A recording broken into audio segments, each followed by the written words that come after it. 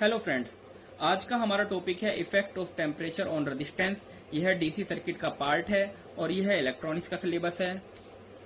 और यही same topic computer science में भी है। ये कंप्यूटर साइंस का सिलेबस है। डीसी सर्किट में effect of temperature on resistance.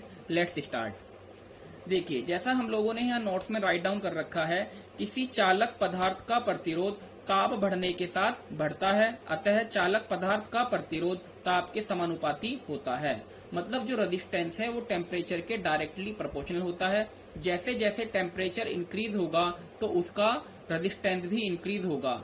और हमें पता है रेजिस्टेंस की प्रॉपर्टी होती है कि वो करंट के मार्ग में बाधा उत्पन्न करता है।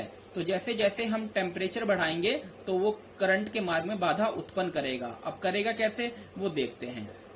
हम जानते हैं कि चालकों में मुक्त इलेक्ट्रॉन की संख्या बहुत अधिक होती है ना। कंडक्टिंग मटेरियल में फ्री इलेक्ट्रॉन्स काफी ज्यादा होते हैं। और तथा जब किसी चालक पदार्थ पर वोल्टेज लगाई जाती है तो इन मुक्त इलेक्ट्रॉनों के प्रवाह से ही चालक में धारा प्रवाहित होती है ना। समझे कि चालक में क्या है, फ्री इलेक्ट्रॉन है। और जब फ्री इलेक्ट्रॉन की क्वांटिटी ज्यादा होती है, अब जैसे ही हम वोल्टेज अप्लाई करेंगे करंट का मूवमेंट स्टार्ट हो जाएगा, है ना। लेकिन जब चालक का ताप बढ़ता है तो उसके एटम में वाइब्रेशन होते हैं तथा जितना अधिक ताप होगा उतने ही अधिक वाइब्रेशन होंगे, है ना। जैसे जैसे टेम्परेचर इंक्रीज करेंगे तो जो उसके एटम होते हैं या इलेक्ट्रॉन होते हैं उनमें मूवमेंट होना स्टार्ट हो जाता है। मूवमेंट तो होता ही है, वो तेज रन करना स्टार्ट कर देते हैं। अब ऐसी स्थिति में फ्री इलेक्ट्रॉन इन कंपन करने वाले इलेक्ट्रॉन से कोलिजन करेंगे या फिर टकराएंगे, है ना। तो जब कोई चीज तेज चलेगी तो आपस में टकराएगी, और जब टकराएंगी तो उसमें क्या होगा, ऊर्जा लॉस होगी, मतलब एनर्जी का लॉस होगा। और जब एनर्जी का लॉस होगा तो उससे जो इलेक्ट्रॉन्स का मूवमेंट है वो कम हो जाएगा, है ना। जिससे इनकी कुछ ऊर्जा लॉस हो जाएगी तथा इनकी गति स्लो हो जाएगी, जिससे करंट कम हो जाएगी और रेजिस्टेंस बढ़ जाएगा, है ना। तो इसमें मेन चीज क्या है कि एक कंडक्टिंग मटेरियल है।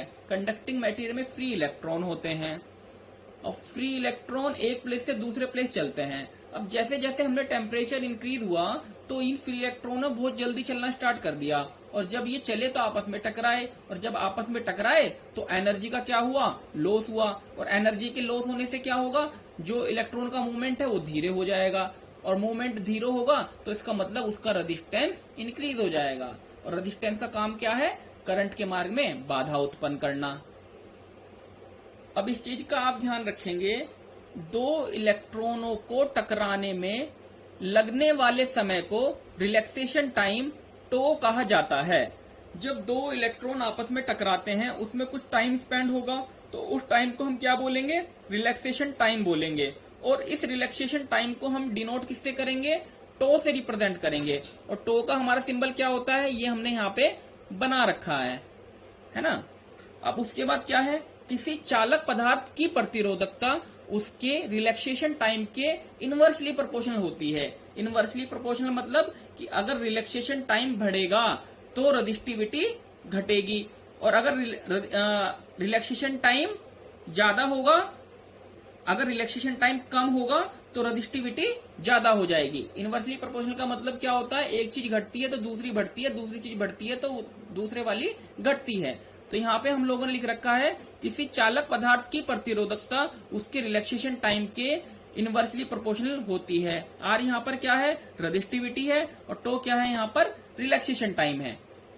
आज का हमारा यही टॉपिक था, यहीं पे ये एंड होता है। नेक्स्ट टॉपिक में हम डीसी सर्किट को कंप्लीट करेंगे। थैंक यू सो मच बच्चों।